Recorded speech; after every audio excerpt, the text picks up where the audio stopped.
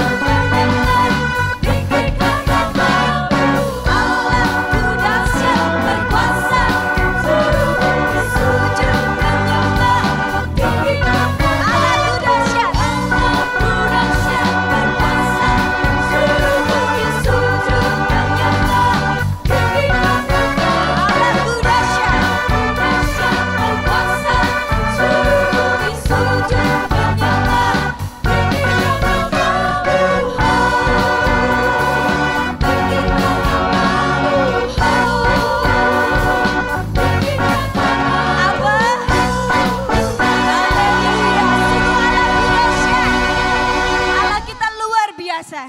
Sungguh layak kalau kita nyanyi glory bagi Dia. Mari saudara-saudara, kita sama-sama bernyanyi glory bagi Tuhan Yesus. Nyanyi glory, glory, glory bagi Sang Raja. Oh nyanyi glory, glory, glory bagi Sang Raja. Oh nyanyi glory, glory, glory bagi Sang Raja. Mari rayakan dan nyanyi. Sungguh mari kita serukan bahwa Dia Raja. Mari serukan, oh serukan bahwa Yesuslah Raja. Oh mari serukan, serukan bahwa Yesuslah Raja. Mari serukan, serukan bahwa Yesuslah Raja. Mari rayakan dan nyanyi. Kita akan merasa bahagia bila kita menyembah Dia. Kita akan merasa sukacita bila kita semua nyanyi glory, glory, glory bagi Sang Raja.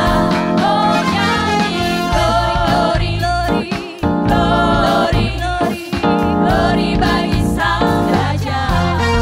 Nyanyi glory, glory, glory bagi Sang Raja. Mari rayakan dan nyanyi. Sungguh mari kita serukan bahwa Dia Yesus Raja.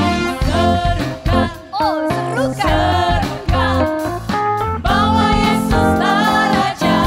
Oh mari serukan, serukan bahwa Yesuslah Raja. Mari serukan, serukan bahwa Yesuslah Raja. Mari kalau kita bersukacita bersama, kita akan sungguh merasa bahagia, saudara. Merasa bahagia. Kalau apa? Bila kita menyembah Dia.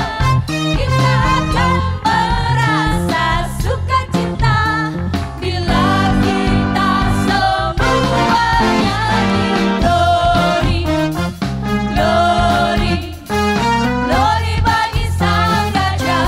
Oh nyanyi glory, glory, glory bagi Sang Raja. Nyanyi glory, glory, glory bagi Sang Raja.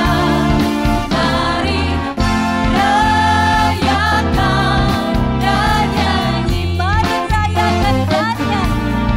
Mari rayakan dan nyanyi. Sungguh mari rayakan dan nyanyi bagi Dia. Mari rayakan dan nyanyi. Saudara, dikatakan kalau kita bernyanyi bagi Dia, bersukacita, nyanyi glory bagi Dia, kita akan bahagia, kita akan bersukacita. Sebab apa? Dia itu Yesus, Dia jalan satu-satunya bagi kita. Yesus, jalan kebenaran, Dia satu-satunya jalan, saudara. Jalan kebenaran dan jalan kehidupan, itu yang Yesus katakan. Aku percaya padanya, di dalam namanya ada keselamatan kekal. Sungguh Yesus jalan kebenaran, Yesus jalan kebenaran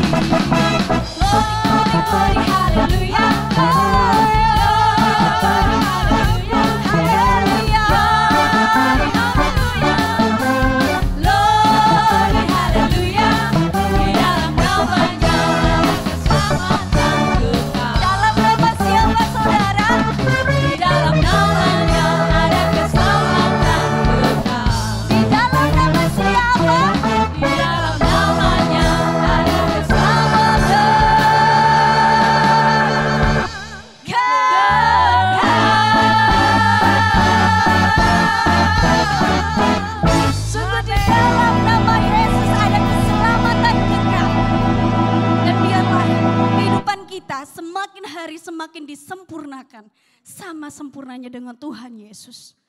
Amin saudara. Amin. Kami mengucap syukur Tuhan.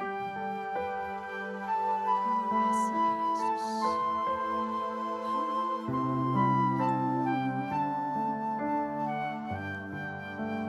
Sungguh bagaikan bejana yang siap untuk dibentuk. Bagaikan bejana siap dibentuk, demikian hidupku di tanganmu. Dengan urapan kuasa rohmu, ku dibaharui selalu. Jadikan ku Allah dalam rumahmu, inilah hidupku di tanganmu. Bentuklah seluruh kehendakmu, pakailah sesuai rencanamu. Ku mau sepertimu Yesus, disempurnakan selalu dalam setiap jalanku, memuliakan namamu.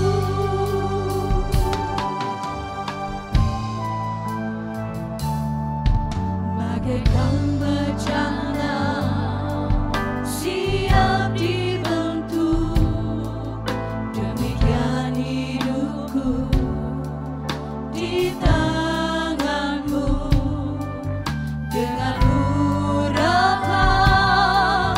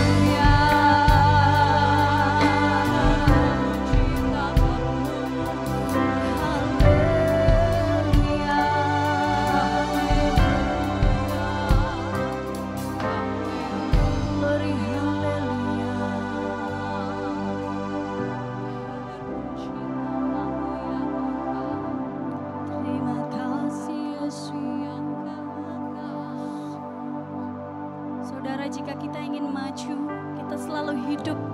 Kita hidup mau disempurnakan selalu.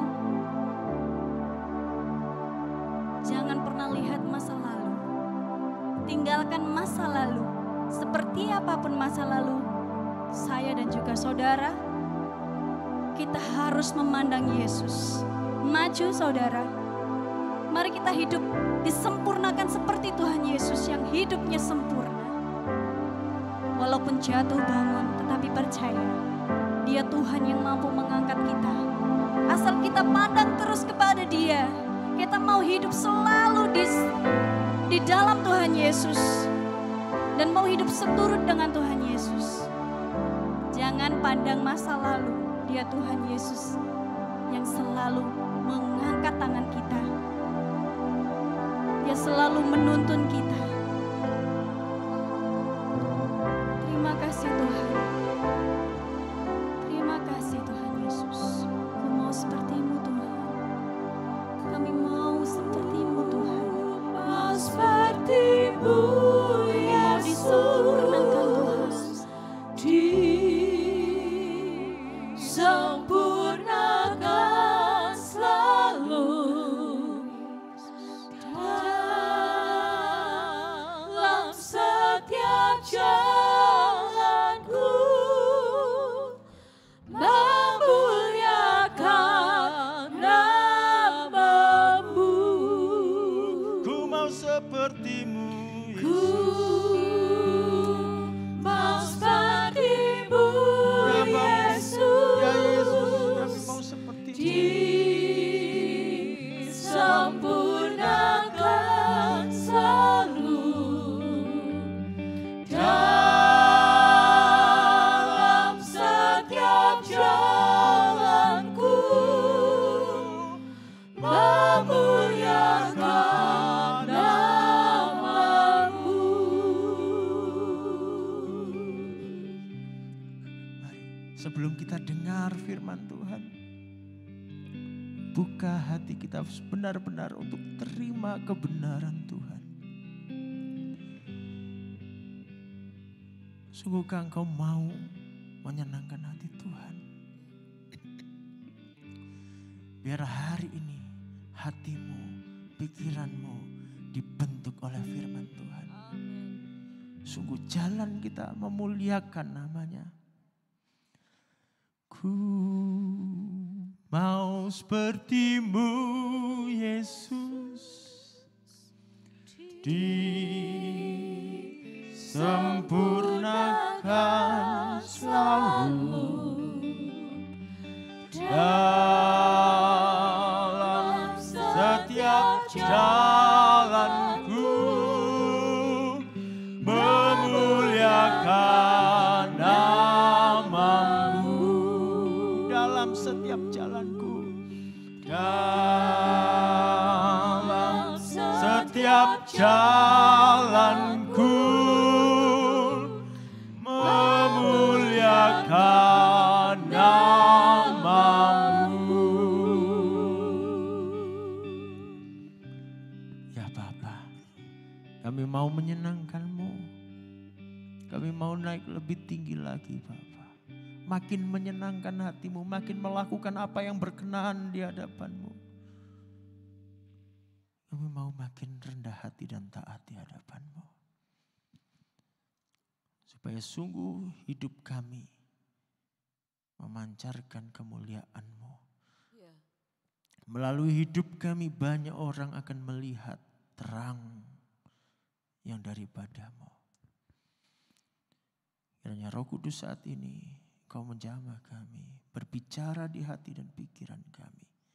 Dalam nama Tuhan Yesus. Amin. Silakan duduk Bapak Ibu. Puji Tuhan. Kita akan lanjutkan ya. Kita sama-sama belajar dari kisah para rasul. Mungkin ada yang bertanya-tanya ya, kok kisah para rasul terus? Saudara, kisah para rasul itu kitab yang istimewa. punya keistimewaan. Ditulis oleh seorang yang cerdas, yang teliti, ya, namanya Lukas. Dia seorang yang terpelajar dan dia mencatat detail ya sejarah gereja mula-mula itu di sini. Ya. Para ahli naskah kuno bukan hanya ahli teologi ya, tapi ahli sejarah berkata kitab para rasul ini salah satu catatan sejarah kuno yang paling indah, yang paling bagus. Jadi kita harus bangga ya. Di Alkitab kita ada kitab seperti ini. Nah, kita akan lanjutkan dari Kisah Para Rasul pasal yang ke-15. Ya. Kita baca terlebih dahulu ayat yang pertama dan kedua. Beberapa orang datang dari Yudea ke Antiokhia dan mengajarkan kepada saudara-saudara di situ. Jikalau kamu tidak disunat menurut adat istiadat yang diwariskan oleh Musa, kamu tidak dapat diselamatkan. Tetapi Paulus dan Barnabas dengan keras melawan dan membantah pendapat mereka itu. Akhirnya ditetapkan supaya Paulus dan Barnabas serta beberapa orang lain dari jemaat itu pergi kepada rasul-rasul dan penatua-penatua di Yerusalem untuk membicarakan soal itu. Sampai di sini dulu. Ada perdebatan. Wah, rupanya debatnya lumayan sengit. Ada perbedaan pendapat di dalam gereja, di antara umat Tuhan. Saudara, yang namanya perselisihan pendapat itu lumrah ya dalam hidup ini ya. Kita yang di sini apakah tidak punya perbedaan pendapat? Saya yakin punya. Enggak usah jauh-jauh. Soal makan aja deh. Ayo kalau saya tanya, rawon di warung mana paling enak di Kota Malang? Jawabannya pasti beda-beda. Ya kan? Seleranya beda-beda. Ya kan? Kalau saya tanya orang paling pintar di dunia itu siapa? Waduh, tambah macam-macam lagi jawabannya. Ya kan? Nah, ini juga gitu, terjadi perbedaan pendapat di kalangan orang percaya. Apa lalu berantem, geger, saling menyingkirkan satu sama lain? Oh, tidak, ya. Kita melihat satu sikap yang bijak. Yaitu di ayat 2 dikatakan akhirnya ditetapkan supaya Paulus dan Barnabas serta beberapa orang lain dari jemaat itu pergi kepada rasul-rasul dan penatua-penatua di Yerusalem untuk membicarakan soal itu. Kalau ada perbedaan pendapat, mari kita bicara. Gitu ya. Nah, ini penting karena seringkali perbedaan pendapat itu bisa menimbulkan perpecahan. Ya, gereja bisa pecah, tercerai-berai hanya karena selisih pendapat. Di antara kita jangan ada ya. Segala sesuatu bisa dibicarakan baik-baik ya. Nah, yang menjadi perdebatan saat itu adalah soal adat istiadat yang diwariskan oleh Musa. Atau yang oleh orang-orang Yahudi, terutama orang Farisi itu disebut sebagai hukum Taurat. Nah, ini persoalan agak ribet saudara. Ya, saya ceritakan sedikit, mulanya kenapa kok ada perbedaan begini. Karena memang gereja itu pada mulanya dari bangsa Yahudi.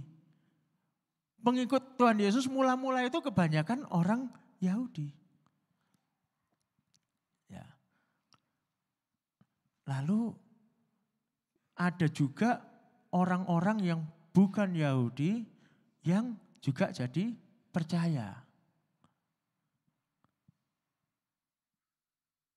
Tetapi juga ada orang-orang dari golongan Farisi ya, yang ikut jadi percaya.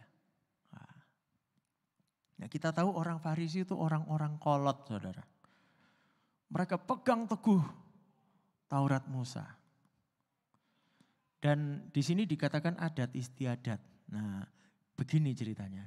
Hukum Taurat itu sebetulnya kan yang ada di Alkitab kita itu ya, dari Kejadian sampai Ulangan. 5 kitab Musa itu sebetulnya yang disebut sebagai Taurat.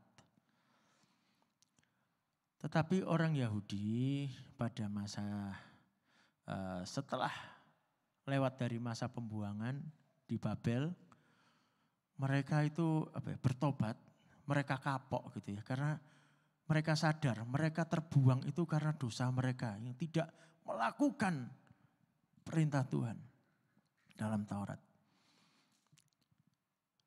Maka mereka merumuskan, mereka baca dengan teliti seluruh kitab Taurat, kemudian mereka rumuskan menjadi pasal-pasal undang-undang, aturan-aturan. Ini yang disebut adat istiadat itu. Katanya diwariskan Musa, tapi orang-orang golongan Farisi sebetulnya yang bikin. Mereka merumuskan itu menjadi aturan-aturan yang macam-macam, yang lumayan ribet, saudara. Nah, lalu mereka berkata, gak bisa orang itu diselamatkan kalau tidak melalui hukum Taurat itu. Kalau tidak melakukan adat istiadat itu. Gak bisa. Keselamatan itu datangnya dari bangsa Yahudi. Jadi harus jadi orang Yahudi dulu semua. Tandanya jadi orang Yahudi itu yang pertama adalah yang laki-laki harus disunat. Nah, ini yang diperdebatkan di situ. Ya. Jadi orang Yahudi dulu baru bisa selamat. Loh, aku sudah percaya Yesus. Gak bisa, kamu bukan orang Yahudi, kamu orang asing. Waduh. Itulah yang diperdebatkan, tetapi Paulus dan Barnabas tidak setuju. Ya. Oke. Sekarang kita lihat ayat yang ketiga dan sampai kelima ya. 3 sampai 5. Mereka diantarkan oleh jemaat sampai keluar kota, lalu mereka berjalan melalui Fenisia dan Samaria, dan di tempat-tempat itu mereka menceritakan tentang pertobatan orang-orang yang tidak mengenal Allah. Hal itu sangat menggembirakan hati saudara-saudara di situ. Sampai sini dulu. Di sini kita lihat orang-orang yang pergi bersama tadi, Paulus, tentu saja dengan pihak-pihak yang tadi yang ngotot harus ikut adat istiadat Yahudi, sebetulnya dua-duanya itu ingin melihat bangsa lain juga selamat. Betul ya? Mereka sama-sama menceritakan pertobatan orang-orang yang tidak mengenal Allah. Sebetulnya mereka bahagia ada orang lain yang selamat. Cuman caranya menurut mereka harus ikut adat istiadat mereka. Ayat 4.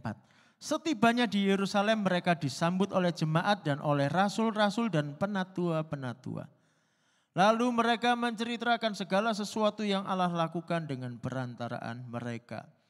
Tetapi beberapa orang dari golongan Farisi yang telah menjadi percaya datang dan berkata, orang-orang bukan Yahudi harus disunat dan diwajibkan untuk menuruti hukum Musa. Nah itu. Jadi kalau menurut orang-orang ini yang dari golongan Farisi tapi sudah bertobat tadi, saudara dan saya enggak boleh makan udang. Enggak boleh makan kepiting. Enggak boleh itu. Menurut aturannya Musa enggak boleh. Makan seotiji enggak boleh. Ya, makan babi guling enggak boleh. Apalagi? Waduh. Susah ya. Kalau menurut mereka nggak boleh. Lalu apalagi ritualnya orang Yahudi, adat istiadatnya. Kalau mau makan, cuci tangan. Loh, cuci tangan itu ada ritualnya. Enggak sembarangan cuci tangan.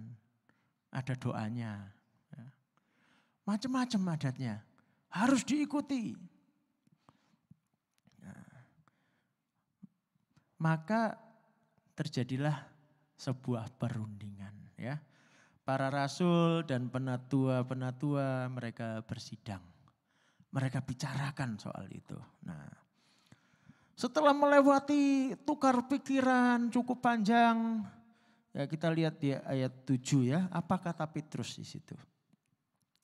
Sesudah beberapa waktu lamanya berlangsung pertukaran pikiran mengenai soal itu, berdirilah Petrus dan berkata kepada mereka, "Hai saudara-saudara, kamu tahu bahwa telah sejak semula Allah memilih aku dari antara kamu, supaya dengan perantaraan mulutku bangsa-bangsa lain mendengar berita Injil dan menjadi percaya. Dan Allah yang mengenal hati manusia telah menyatakan kehendaknya untuk menerima mereka, sebab ia mengaruniakan Roh Kudus juga kepada mereka, sama seperti kepada kita. Dan ia sama sekali tidak mengadakan perbedaan antara kita dengan mereka, sesudah ia menyucikan hati mereka oleh iman. Kalau demikian, mengapa kamu mau mencobai Allah dengan meletakkan pada tengkuk murid-murid itu suatu kuk yang tidak dapat dipikul baik oleh nenek moyang kita maupun oleh kita sendiri? Sebaliknya kita percaya bahwa oleh kasih karunia Tuhan Yesus Kristus kita akan beroleh keselamatan sama seperti mereka juga." Ya, sampai sini kita perhatikan di sini. Jadi Petrus berkata bahwa dia dipanggil Tuhan untuk beritakan Injil ke bangsa-bangsa lain juga. Rupanya Petrus ingat kejadian dengan siapa yo? Ada ingat? Cornelius, ya. Cornelius kan bukan bangsa Yahudi. Tetapi bahkan ketika Petrus baru berkhotbah, Roh Kudus turun atas mereka. Mereka memperoleh baptisan Roh Kudus. Karena itu lalu Petrus berkata, apa halangannya mereka dibaptis? Mereka sudah terima Roh Kudus. Nah, dia ingat itu. Makanya Petrus bilang, Allah tidak membeda-bedakan. Bangsa lain juga diberi Roh Kudus yang sama. Ya. Dan dikatakan ia menyucikan hati mereka oleh iman. Ya. Ayat 11, saya baca lagi, sebaliknya kita percaya bahwa oleh kasih karunia Tuhan Yesus Kristus, kita akan beroleh keselamatan sama seperti mereka juga. Ini poin penting. Petrus berkata, oleh kasih karunia kita itu mendapatkan keselamatan. Baik orang Yahudi maupun bukan orang Yahudi. Bukan oleh hukum Taurat, apalagi hanya adat istiadat. Ya. Sampai di sini kita perlu sadari kebenaran ini. Kita selamat karena kasih karunia. Kita bukan selamat karena melakukan hukum ini dan itu. Dikatakan oleh Petrus tadi, orang Yahudi aja nggak sanggup melakukan. Ribet saudara melakukan adat istiadat Yahudi itu. Kalau saudara pergi ke Israel sana, cari berapa persen yang melakukan. Gak banyak saudara. Kebanyakan mereka sudah gak bilang apa, gak sanggup lakukan itu. Terlalu ribet katanya. Karena mereka bikin aturan memang ribet gitu ya. Bahkan di luar apa yang dikatakan firman Tuhan, ditambah-tambahi lagi. Katanya supaya menjaga. Gitu. Tapi akhirnya jadi begitu berat. Dan kita bersyukur karena kita selamat, bukan karena melakukan hukum itu. Amin. Kalau manusia hanya bisa selamat karena hukum itu, enggak ada yang sanggup, saudara. Enggak ada yang sanggup. Karena itu kita perlu sadari, kita perlu terima dengan penuh syukur. Aku selamat karena anugerah. Aku sesungguhnya tidak mampu melakukan apa yang baik sepenuhnya di mata Tuhan. Tetapi aku diberi kasih karunia. Aku orang berdosa, tetapi aku diselamatkan karena kasih karunia Tuhan. Ini perlu kita sadari setiap hari. Biasanya kalau baru bertobat masih ingat. Dan hatinya, oh cinta Tuhan, oh terima kasih Tuhan. Setelah 5 tahun jadi orang Kristen, agak-agak luntur gitu. 10 tahun jadi orang Kristen, masih ingat gak? Masih sadar gak? Atau rasa syukurnya sudah hilang? Mari kita tiap hari perbarui kesadaran kita akan anugerah Tuhan. Supaya tiap hari hati kita limpah dengan syukur. Kalau ini kita punya tiap hari, saudara.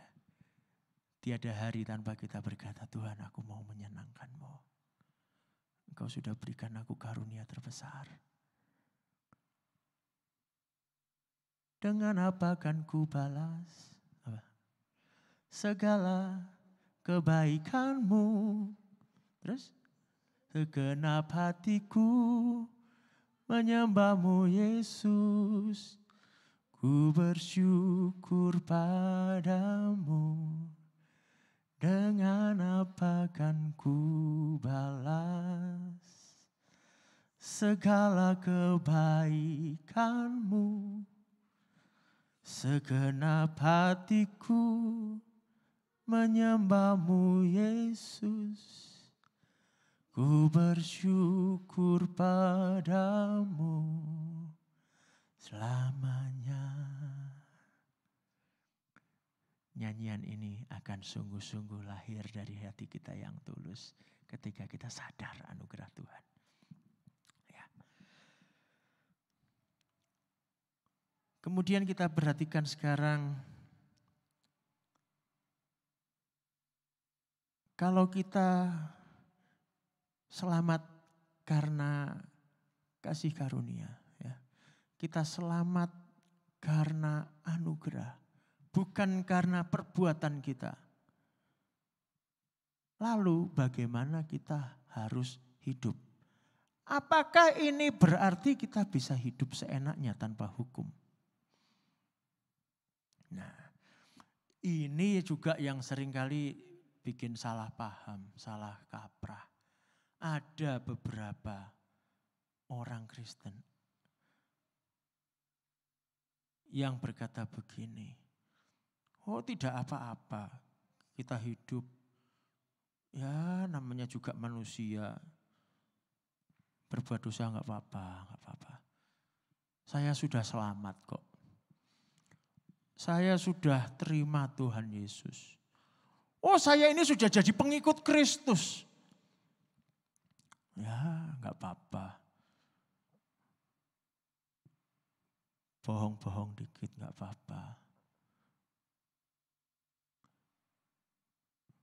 Berzina dikit-dikit gak apa-apa. Aduh. Bahaya saudara. Ada yang berkata begitu soalnya. Tapi kita harus lihat kebenaran firman Tuhan berkata apa. Bukan seperti itu. Tuhan Yesus datang. Dia bukan membatalkan hukum Taurat tetapi menggenapinya. Tuhan Yesus menyempurnakannya. Dan firman Tuhan berkata, hukum itu diletakkan di dalam hati nurani kita. Dan kita diberikan Roh Kudus untuk menuntun kita. Saudara, sebetulnya justru bagi kita lebih berat. Betul enggak? Hukum itu bukan lagi di luar, bukan hukum yang tertulis yang kita baca, tetapi hukum di dalam batin. Bagian dari diri kita yang sempurna. Makanya nanti saudara coba baca ya Matius 5 sampai 7 di rumah. Tuhan Yesus, kalau hukum Taurat berkata jangan membunuh. Tuhan Yesus bilang kalau engkau membenci saudaramu itu sama dengan membunuh. Wow. Ternyata justru kita yang sudah terima anugerah dan kita punya Roh Kudus di dalam kita dituntut untuk hidup benar-benar seperti Yesus. Sungguh-sungguh hidup di dalam kebenaran. Bukan lagi karena menuruti hukum, tetapi karena hukum itu ada di dalam diri kita. Jadi jati diri kita.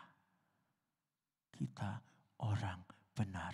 Maka kita berbuat apa yang benar. Nah, ini yang harus kita gumuli tiap hari. Belajar hidup benar di hadapan Tuhan. Hidup menurut firman Tuhan tidak gampang.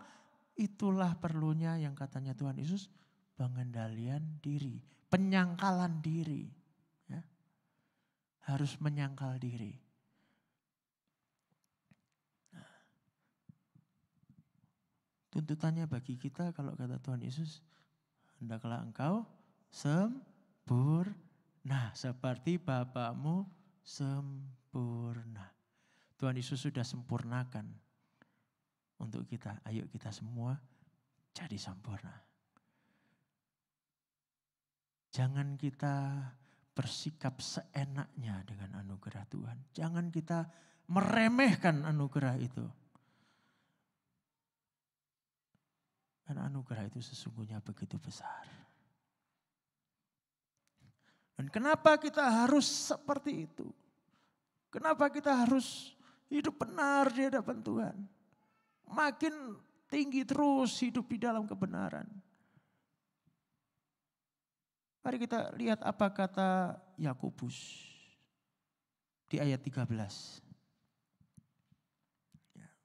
Dan seterusnya kita baca. Setelah Paulus dan Barnabas selesai berbicara, berkatalah Yakobus, "Hai saudara-saudara, dengarkanlah aku.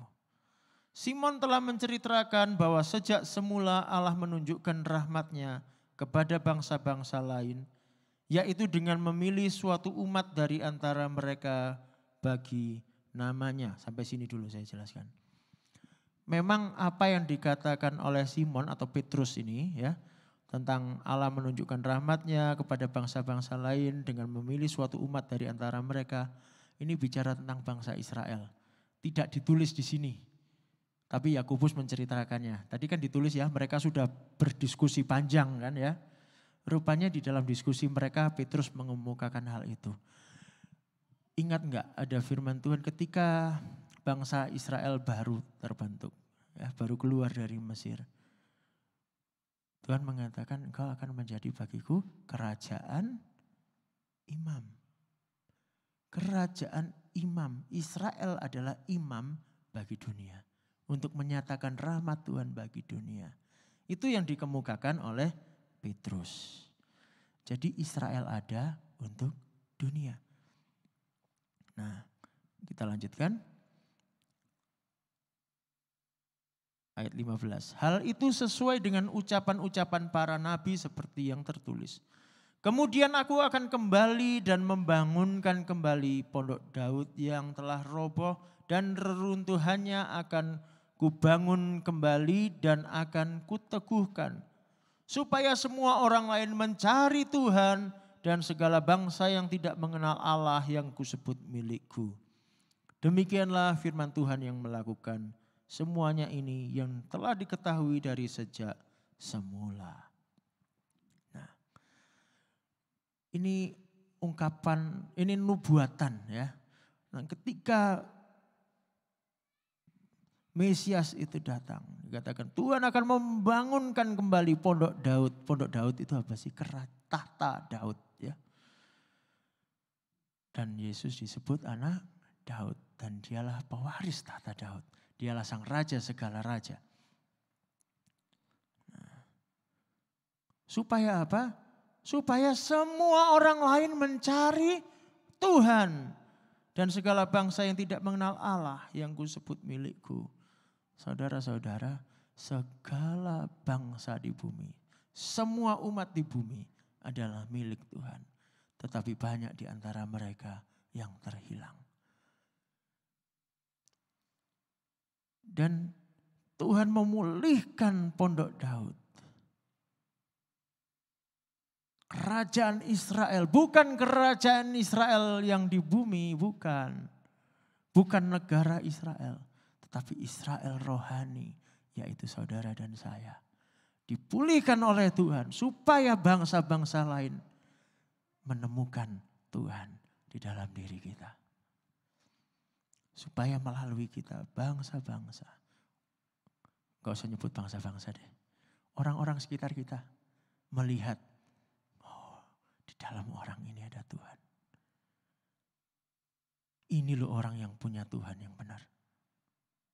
Supaya melalui kita, orang lain bisa mengenal Allah kita. Supaya melalui kita, orang lain pun diselamatkan. Karena itulah kita harus sungguh-sungguh belajar hidup benar di hadapan Tuhan. Jangan nanti orang melihatnya justru katanya anak Tuhan, tapi tingkah lakunya kok gak kayak Tuhan. Katanya anak Tuhan, tingkah lakunya kok kayak setan. Waduh, serem. Jangan sampai. Ya. Kadang orang kalau guyonan bilang ini, kadang-kadang orang itu malah bisa lebih jahat dari setan. Gitu ya. Jangan sampai ya ungkapan itu berlaku untuk kita. Jangan sampai. Ayo kita sungguh-sungguh. Yang sudah sadar kasih karunia Tuhan. Hiduplah tetap di dalam kasih karunia itu. Hiduplah di dalam kebenaran. Supaya kita memancarkan kemuliaan Tuhan.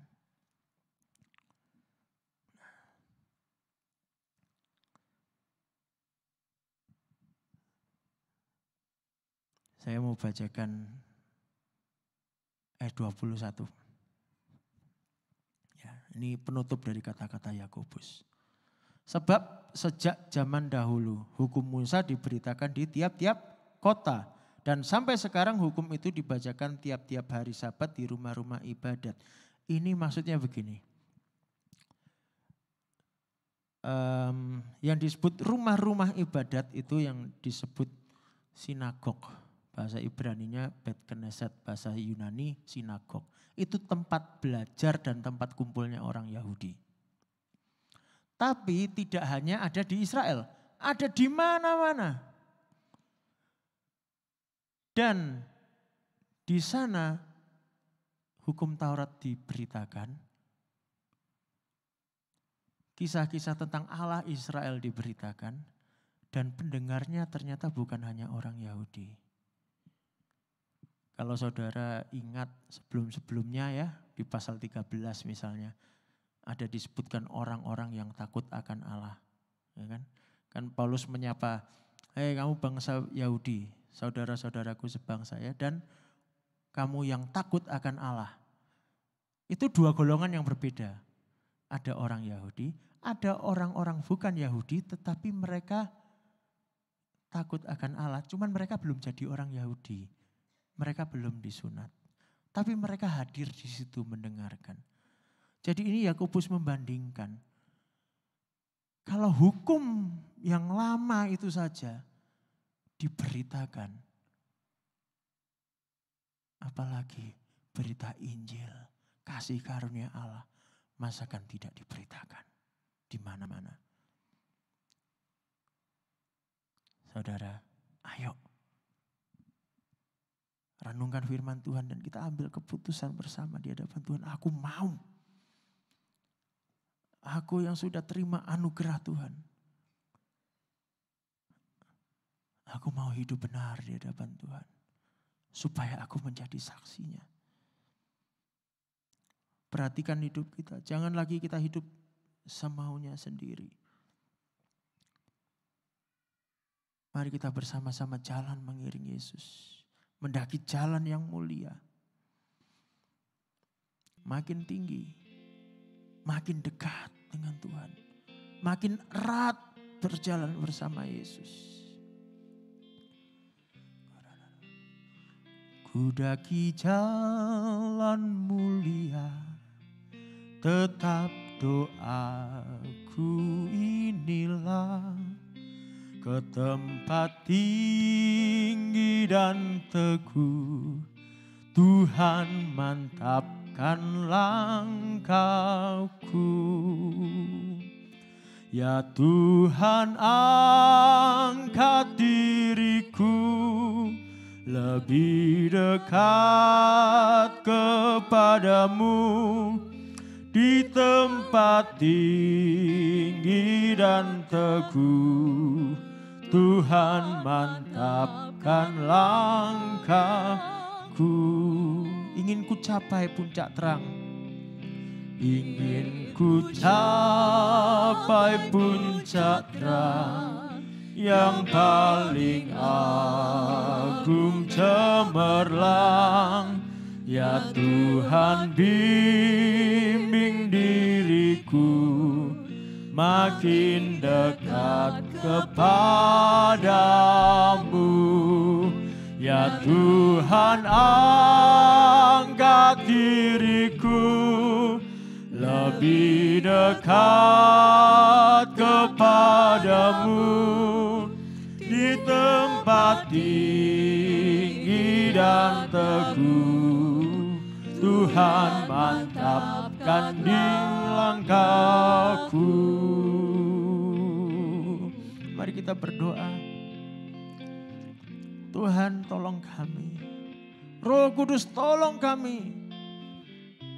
Sungguh-sungguh makin dekat Engkau, makin seperti-Mu, hidup di dalam kasih karunia-Mu. Hidup benar di hadapan-Mu, menyenangkan hati-Mu. Supaya melalui kami, sungguh banyak orang akan menjadi percaya. Melalui kami banyak orang akan memperoleh kasih karunia itu juga. Pakai kami Tuhan.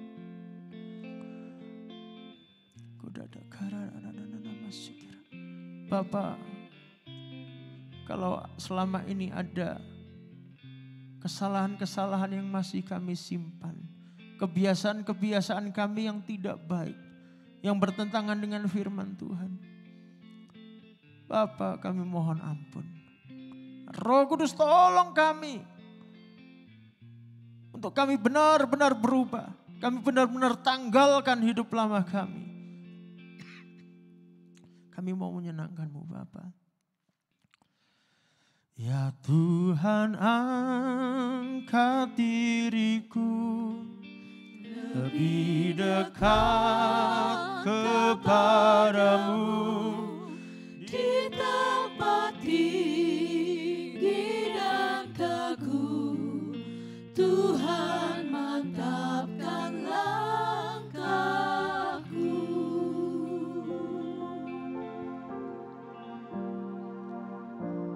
Saudara-saudara yang dikasihi Tuhan, tetap di dalam Tuhan, mari kita siapkan hati kita untuk kita menerima perjamuan kudus yang akan dilayani oleh Bapak Pendeta Yohanes Haryono.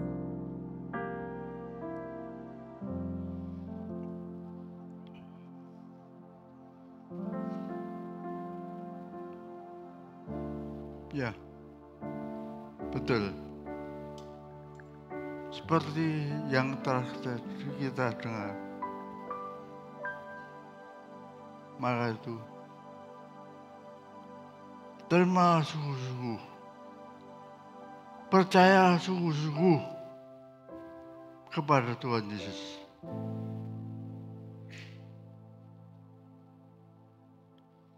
Secara pribadi,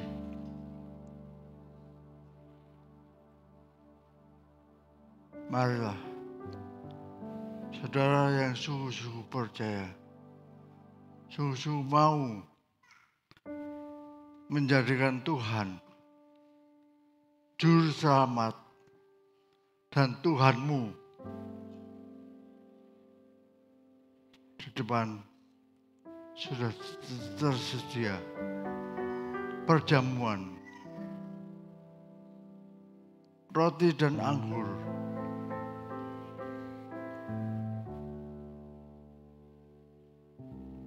Lambang tubuh dan darah Tuhan Yesus yang dipecah-pecahkan untuk kita semuanya. Sungguh, pada malam sebelum Tuhan Yesus disalibkan, dia makan Paskah dengan para muridnya. Diambilnya roti, diucapnya syukur atasnya, lalu dipecah-pecahkan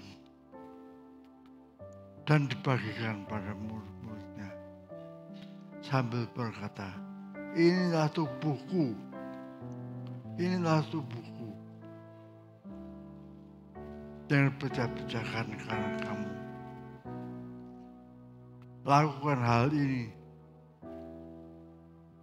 setiap kali kamu melakukannya,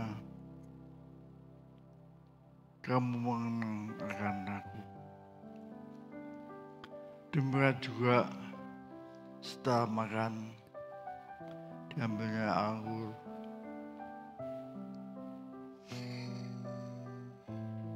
diucapkan syukur, lalu diberikan pada muridnya sambil berkata, inilah darahku,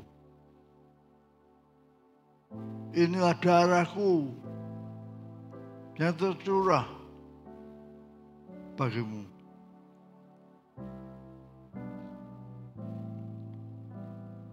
Selama setiap kali kamu meminumnya, maka kamu mengenang aku.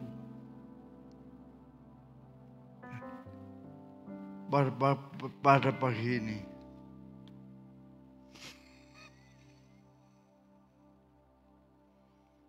mari kita mengenang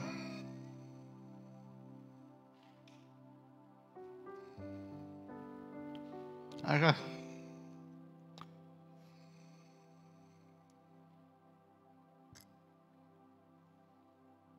Tuhan Yesus.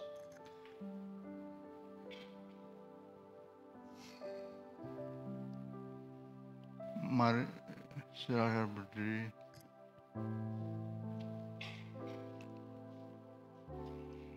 Bagian ya.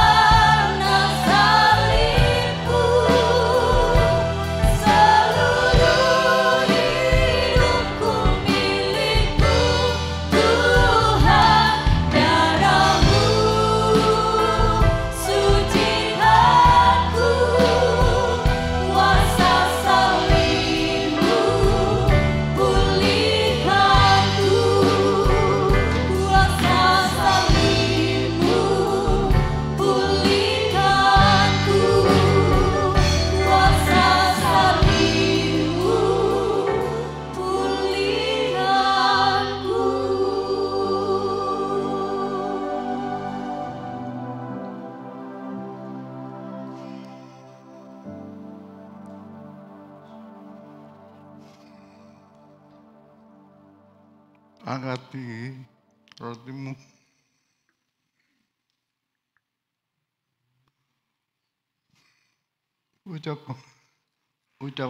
Ucapkan syukur. Tubuh Yesus yang dipecah-pecahkan karena kita. Haleluya, haleluya, haleluya. Tuhan, sekarang makanlah saudara.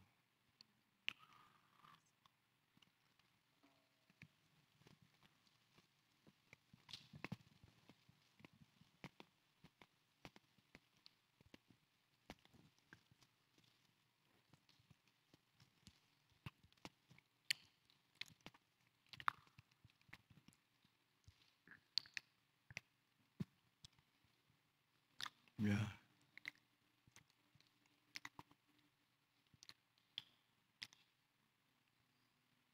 Kau sudah semuanya angkat tinggi anggurmu. Inilah darah Yesus yang tercurah bagi kita. Ucapkan syukur, sembahlah Dia. Haleluya, haleluya Tuhan. Saudaraku, minumlah.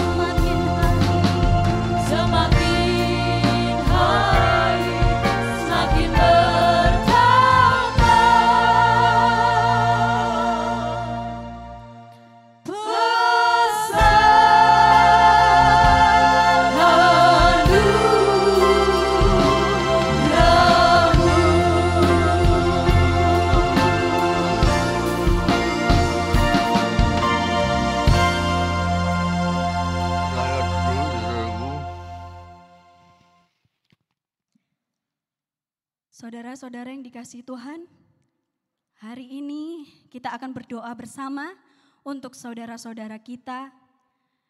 Kita akan berdoa yang pertama untuk Tante Emi, Mama dari Bapak Riki yang kita sudah kenal. Saat ini beliau sedang sakit dan diopnam di Rumah Sakit Panti Nirmala. Kita akan doakan bersama. Dan juga Bapak Yahya, adik dari Ibu Simpati. Kita berdoa agar Tuhan memberikan mujizatnya untuk saudara-saudara kita yang sedang sakit. Dan juga untuk semua saudara-saudara kita dimanapun mereka berada yang saat ini sedang sakit. Kita doakan bersama, kita sebut namanya, kita doakan agar kesembuhan terjadi atas mereka semua. Mari saudara-saudara kita mengangkat tangan kita doakan mereka yang sedang sakit saat ini. Biar Tuhan sendiri yang memberikan kesembuhan atas mereka. Bapa kami yang di surga, pada pagi hari ini Tuhan, kami berdoa untuk saudara-saudara kami yang sedang sakit. Untuk Ibu Emi yang sedang sakit Tuhan, yang saat ini sedang opnam. Tuhan, Kau sendiri Tuhan yang menjamah beliau Tuhan. Engkau Tuhan yang memberikan kesembuhan. Mujizat terjadi atas mereka Tuhan. Mujizat terjadi atas Koriki dan melihat bahwa mamanya ditolong oleh Tuhan Yesus. Disembuhkan oleh Tuhan Yesus. Tuhan, Kau melihat mereka Tuhan. Engkau melihat kesedihan mereka, tetapi Tuhan Kau menolong mereka. Tuhan, kami juga berdoa untuk saudara kami, Bapak Yahya yang sedang sakit Tuhan. Engkau Tuhan juga yang melihat pergumulan setiap mereka. Tuhan, Kau tolong mereka, Engkau sembuhkan Bapak Yahya Tuhan. Tuhan, kami percaya dari tempat ini Tuhan. Tuhan, kami melihat ada mujizat terjadi untuk saudara-saudara kami. Dan Tuhan, kami berdoa untuk saudara-saudara kami dimanapun mereka berada Tuhan. Tuhan, Kau berikan mereka kesembuhan untuk mereka yang sedang sakit, untuk mereka yang sedang patah hati Kau sembuhkan Tuhan. Tuhan Yesus, Engkau yang luar biasa dalam kehidupan kami. Engkau Tuhan yang selalu mendengar jeritan kami. Engkau Tuhan yang selalu mendengar keluh kesah kami Tuhan. Tuhan, terima kasih. Kami percaya ada mujizat terjadi. Terima kasih Tuhan. Dalam nama Yesus kami mengucap syukur dan berdoa untuk kesembuhan saudara-saudara kami. Haleluya. Amin. Saudara-saudara, mari kita siapkan diri kita untuk membawa persembahan. Kita bersyukur karena Tuhan memberikan berkat untuk setiap kita. Melalui pekerjaan kita, usaha kita, Tuhan Yesus luar biasa. Mari saudara, kita bersyukur untuk setiap berkat yang Tuhan beri. Tuhan Yesus, kami mengucap syukur untuk berkat Tuhan yang luar biasa dalam kehidupan kami. Tuhan, kami mau memberikan persembahan kami untuk Engkau Tuhan Yesus.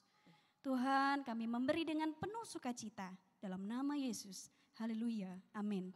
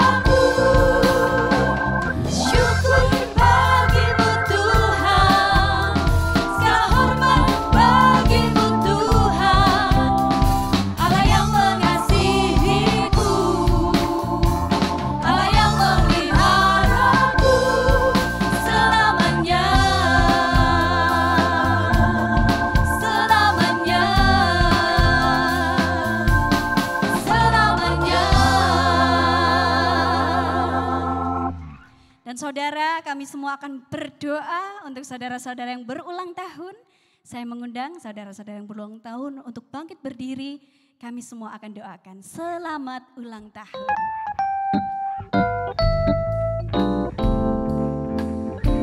Selamat ulang tahun, selamat dan bahagia. Kiranya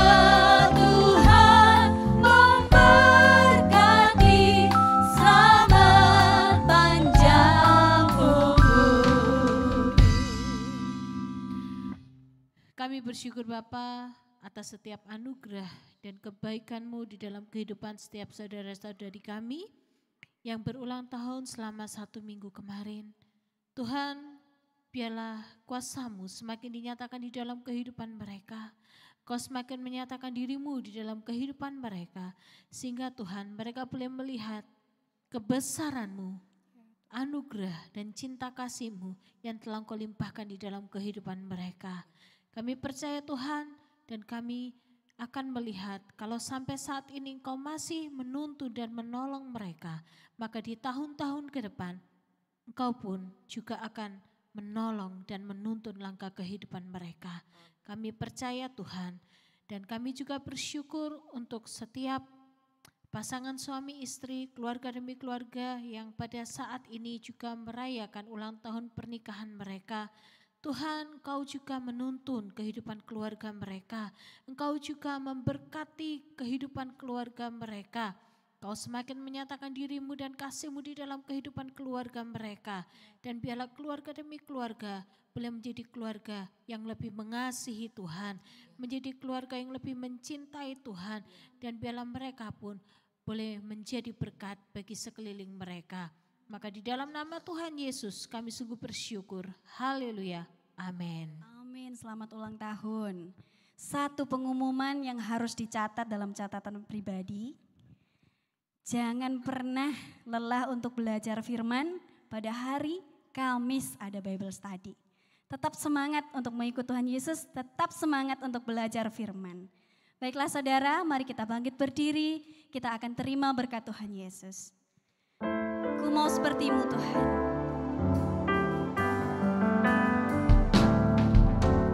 Ku mau seperti-Mu Yesus, disempurnakan selalu dalam setiap jalanku.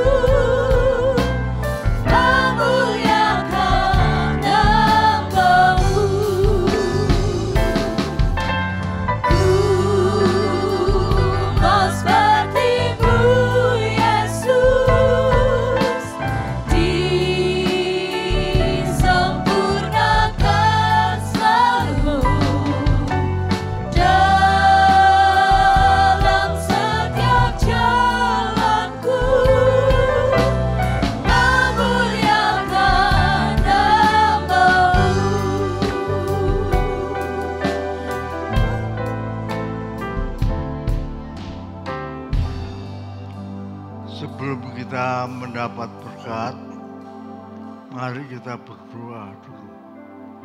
Yang pertama, kita doakan suami dari Ina Aleda, misionari IASI yang pertama, yang sekarang sedang berada di California dan Kanada. Mari kita berdoa. Ya Bapa, ya Tuhan, kami mohon kesembuhan buat suaminya Ina Aleda. Tolong Tuhan, kami bersyukur dia sudah bisa berjalan. Tolonglah dia supaya benar-benar sembuh total. Kami mohon ya Tuhan. Yang kedua, kami doakan IRC Connection dan pelayan-pelayan misi di mana saja mereka berada. Tolonglah supaya sungguh-sungguh Indonesia mengenal Tuhan Yesus.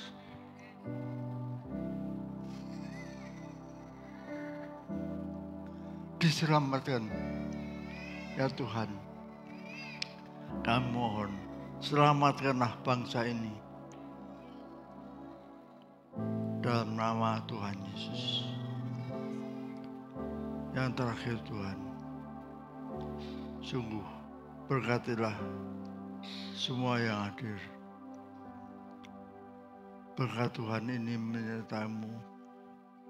Sungguh kasih karunia dan penyertaan daripada Allah Bapa, Tuhan Yesus dan Roh Kudus menyertai-Mu senantiasa.